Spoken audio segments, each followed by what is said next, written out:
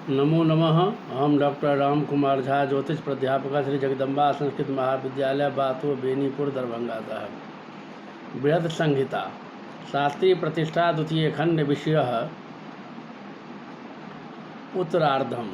बृहद संहितायाम उत्तरार्धम वास्तुविद्याध्यायः। पिछली कक्षा में वास्तुविद्या में हम लोग पढ़े थे वास्तु अध्याय में, उसी अध्याय में आज भी पढ़ेंगे। अब स्तंभों के नाम। समुचतुरस्रो रुचुको वज्रो अष्टासिद्धिर्द्विवज्रको द्विगुणः द्वात्रिंशता तो मध्य प्रलीनको वृत इति वृतः। स्तंभ के मध्य भाग समान 4 कोण वाला हो तो रुचक, 8 कोण वाला हो तो वज्र, 16 कोण वाला हो तो द्विवज्र, 32 कोण वाला हो तो प्रलीनक और वर्तुलाकार हो तो वृत्त स्तंभ कहलाता है। ये 5 स्तंभ शुभ और शेष अशुभ फल देने वाले होते हैं। कृणाक्ष तंत्र में कहा गया है, वेदास्त्रो रुचक स्तंभो वज्रो अष्टास्त्रियुतो मतः द्विवज्रः खोटशास्त्री स्याद्विगुणास्त्री प्रलीनकः समन्तवृत्तो वृत्ताख्य स्तंभ प्रोक्तो द्विजोत्तम ही।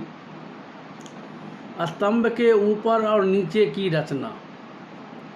स्तंभम विभज्य नवधा वहनम भागो घटोस्य भागोन्यः पद्मं तथोत्तरोष्टम कुर्यात् भागे न भागे न। स्तंभ के 9 भाग करे, उनमें नीचे के प्रथम भाग का नाम वहन, उस भाग से भूमि को धारण करने के कारण। द्वितीय भाग का घट, घड़ा की आकृति के होने के कारण। तृतीय भाग का पद्म, पद्माकृति होने के कारण। और चतुर्थ भाग की नाम उत्तरोष्ठ, जहाँ पर शोभा के लिए विशेष रूप बनाते हैं।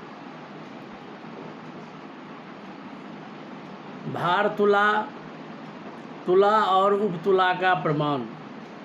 स्तंभ समम बाहुल्यम भारतुलानां मुपर्युयपर्यासं भवति तुलोप तुलानां मूनं पादेन पादेन।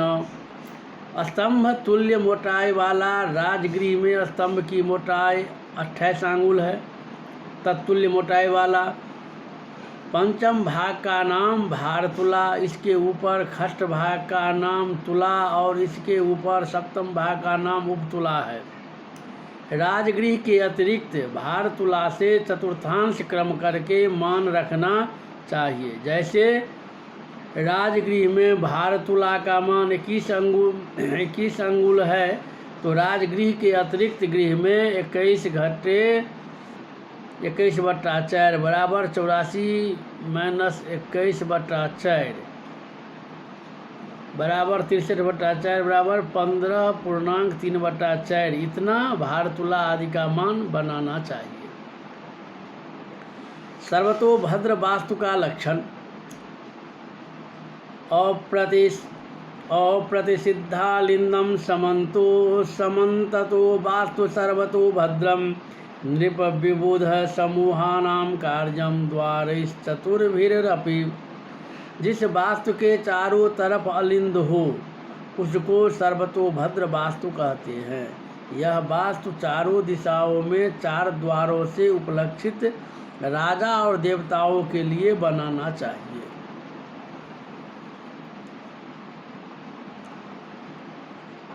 यहाँ पर गर्ग कहे हैं, अलिंदानाम व्यवच्छेदो नास्ति जत्र समन्ततः तद्वास्तु सर्वतो भद्रम चतुर्द्वार समायुतम। जिस वास्तु में चारों तरफ से द्वार हो, प्रवेश हो, गेट हो, उसे सर्वतो भद्र वास्तु कहते हैं। नंद्यावर्त वास्तु का लक्षण। नंद्यावर्तमलिंदैः शालाकुंड्यात् प्रदक्षिणान्तगतैः द्वारम पश्चिमस्मिन् विहाय शेखानि कार्याणि। जिस वास्तु में शाला की भीत से आरंभ करके प्रदक्षिण क्रम से अलिंद हो उसको नंद्यावर्त वास्तु कहते हैं। इसमें पश्चिम दिशा को छोड़कर शेष 3 दिशाओं में 3 द्वार रहते हैं। यहाँ भी गर्ग कहे हैं प्रदक्षिणाम गतै सर्वै शालाभित्तेरलिन्दकैः बिना परेण द्वारेण नन्द्यावर्तमिति स्पृष्टम्।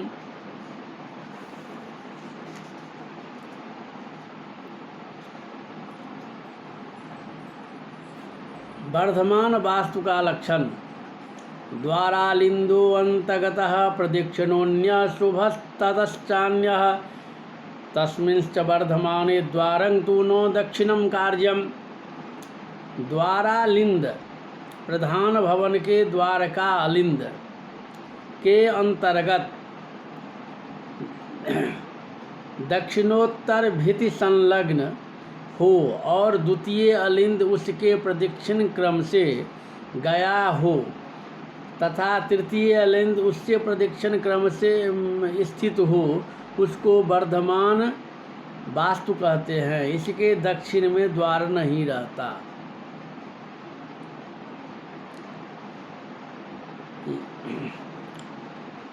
स्वस्तिक वास्तु के लक्षण।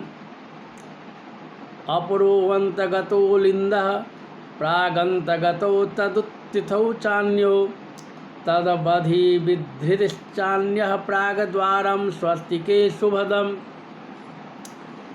स्वस्तिक वास्तु में पश्चिम का लिंद अंतर्गत दक्षिणोत्तर शाला संलग्न बनाना चाहिए। पश्चिम अलिंद से निकले हुए अन्य 2 अलिंद पूर्व दिशा की शाला से लगे हुए बनाने चाहिए। उन दोनों के मध्य में पूर्व का अलिंद बनाना चाहिए। इस स्वस्तिक वास्तु में केवल पूर्व दिशा में द्वार बनाना शुभ है, अन्य दिशा में नहीं।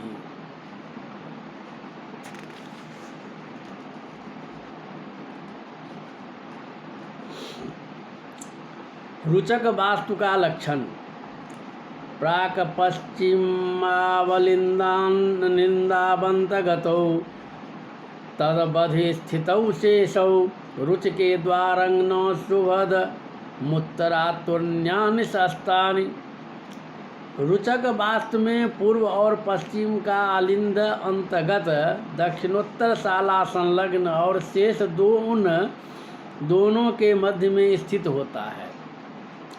इस रुचक वास्तु में उत्तर दिशा का द्वार अशुभ और अन्य पूर्व पश्चिम और दक्षिण द्वार शुभ होता है।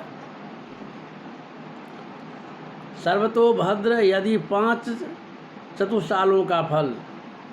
सर्वतोभद्र आदि 5 चतुस्सालों का फल।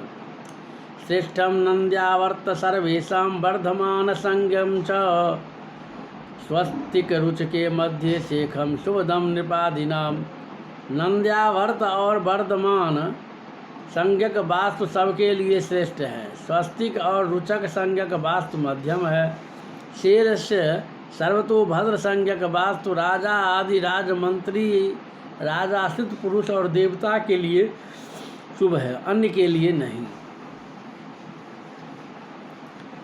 हिरण्य आदि त्रिशालों का लक्षण और फल। उत्तरशालाहीनम हिरण्यनाभम त्रिशालकम धन्यम प्राकशालया वियुक्तम सुक्षेत्रम वृद्धिदम वास्तु। जाम्याहीनं चुल्ली त्रिशालकं वित्तनाशकरमेतद् पक्षनग्नं परया वर्जितं सुतध्वं सवैरकरम्। जिसके उत्तर तरफ भीत दीवाल न हो और शेष 3 दिशाओं में हो, उसको हिरण्य नामक त्रिशाल वास्तु कहते हैं। यह वास्तु प्रशस्त है। जिसके पूर्व तरफ भीत न हो और शेष 3 दिशाओं में हो, उसको सुक्षेत्र नामक त्रिशाल वास्तु कहते हैं। यह वास्तु धन पुत्र आदि की वृद्धि करती है। जिसके दक्षिण तरफ भीत न हो और शेष 3 दिशाओं में हो, उसको चुल्ली नामक त्रिशाल वास्तु कहते हैं। यह वास्तु धन नाश करती है। जिसके पश्चिम तरफ भीत न हो और शेष 3 दिशाओं में हो, उसे पक्षघ्न नामक त्रिशाल वास्तु कहते हैं। यह वास्तु पुत्र नाश और वैर को कर देती है।